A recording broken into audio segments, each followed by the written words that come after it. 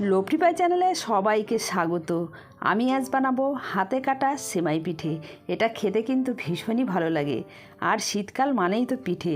তাহলে চলুন দেখে নিই এই হাতে কাটা সেমাই পিঠেটা আমি কিভাবে বানালাম। তো এখানে সবার প্রথমে গ্যাসে একটা প্যান বসালাম আর দিয়ে দিচ্ছি অল্প পানি। আমি অল্পই বানিয়ে দেখাবো। অল্প একটু নুন দিয়ে দিলাম, মাপ করে আন্দাজ মতোই পানিটা কিন্তু দিলাম। এখন আমি বাজার থেকে কেনা প্যাকেটের যে চালের আটা আছে, এটা হচ্ছে আতপ চালেরই কিন্তু গুঁড়ো। এটা এবারে যেই পানিটা ফুট নিয়েছিল দিয়েছিলাম, দিয়ে এরকম ঘুরিয়ে ঘুরিয়ে এরকম ঠিক একটা ডো তৈরি করে নেব। যতক্ষণ না ডোটা তৈরি হচ্ছে ততক্ষণ কিন্তু আমি গ্যাসটা অনই রেখেছিলাম। গ্যাসটা বন্ধ করে এখন একটা আমি পাত্রে ঢেলে নিচ্ছি। এই অল্পতেই আমি বানাবো, একদমই অল্পই বানাচ্ছি দেখানোর জন্যে। এখন এবারে হাত দিয়ে ভালো করে একটু মুথে নেব। একটু অল্প অল্প এরকম আটা দিতে থাকবো আর কিন্তু মধ্যে থাকবো। তো এখন ভালো করে এটা মুথে নিলাম। তো আমার এটা কিন্তু আটাটা মুথে নেওয়া হয়ে গেছে। ডোটা এবারে একটু আমি একটা নিয়েছি এখানে রুটি করা পিড়ে। এবারে এরকম অল্প অল্প এরকম কেটে নেব ছোট ছোট, আর এরকম হাত দিয়ে এরকম পাকিয়ে নেব। এবারে পাকিয়ে নেওয়ার পরে এটা হচ্ছে যারা কাটতে পারে তারা কিন্তু খুব তাড়াতাড়ি কাটতে পারে। আমি যেহেতু অত ভালো কাটতে পারি না, তো আমি এরকম ছোট ছোট এরকম নিচ্ছি, আর এরকম হাত দিয়ে দেখেন এরকম দুবার খালি এরকম করে দিলে এরকম সুন্দর সুন্দর একই শেপের কিন্তু সব হয়ে যাবে। তো এটা বানাতে অত ভালো লাগছে আমার, কিন্তু এটা খেতে কিন্তু ভীষণই ভালো লাগে।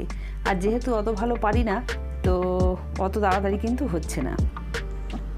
কিন্তু দেখেন অল্প অল্প নিতে নিতে বেশ কতটা করে নিয়েছি। তা যতটুকু নিয়েছি অতটুকুতে বেশ মানে অনেকটাই কিন্তু হয়ে যাবে। আর এটা বানাতেও কিন্তু একটু সময় লাগে। যাদের অভ্যাস আছে বানানো তারা খুব তাড়াতাড়ি এটা বানাতে পারে। তো আমার যেহেতু অত অভ্যাস নেই, আপনাদের দেখানোর জন্য আর কি আমি এটা বানাচ্ছি। তো আর আমার দেখানোর জন্য বানাচ্ছি, যেহেতু আমি ঘরে খাওয়ার জন্য বানাচ্ছি, ওই জন্য ভিডিওটাও একটু করে নিলাম। তো দেখেন আমার কিন্তু সব কেটে নেওয়া হয়ে গেছে। বেশ ওইটুকুতে কতটা হয়েছে দেখতে পাচ্ছেন। এখন এবারে আমি একটা প্যান নিয়েছি আর মাপ করে অল্প একটু চিনি দিয়ে দিলাম, অল্প একটু নুন দিয়ে দিলাম, দুটো এলাচ একটু ফাটিয়ে দিলাম, আর দিয়ে দিচ্ছি এখানে খেজুরের গুড়। এই খেজুরের গুড়টা কিন্তু এই পিঠেতে দিলে মানে টেস্ট অনেক গুণ বেড়ে যাবে। এবার দিয়ে দিচ্ছি একটা ছোট সাইজের নারকেল কোড়ানো,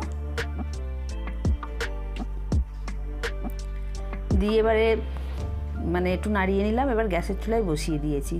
বসিয়ে দিলে এই গুড় তো নরম এমনি, একটুতেই গলে যাবে।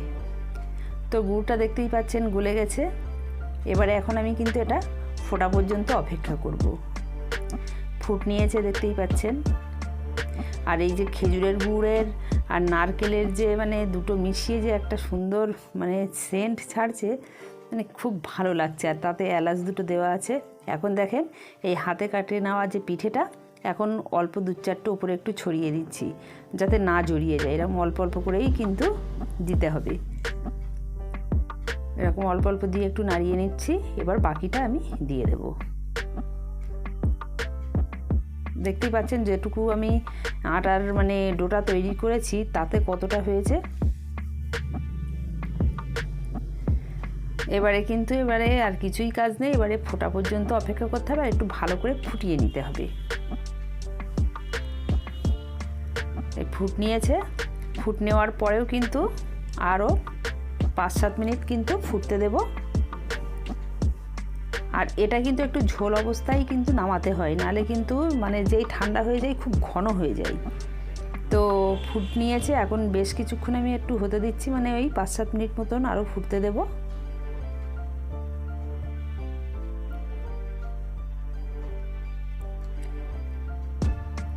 আর এটা খেতে কিন্তু মানে ভীষণ মানে ভালো খেতে। হ্যাঁ,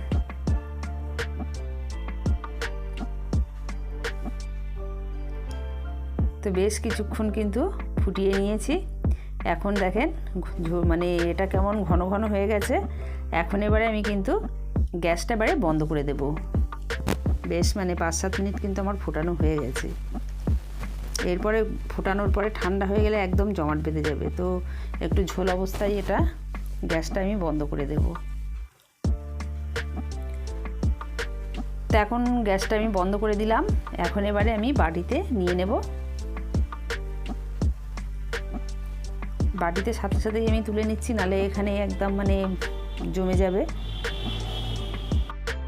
আর এই পিঠেটা কিন্তু রান্না করার পরে সাথে সাথে এরকম বাটিতে তুলে নিতে হয়, নাহলে জমাট বেঁধে গেলে কিন্তু মানে তখন এবারে যখন বাটিতে দেবেন তো কেমন একটা যেন এরকম সুন্দর যে মানে বসে যাবে সেরকম আর হবে না।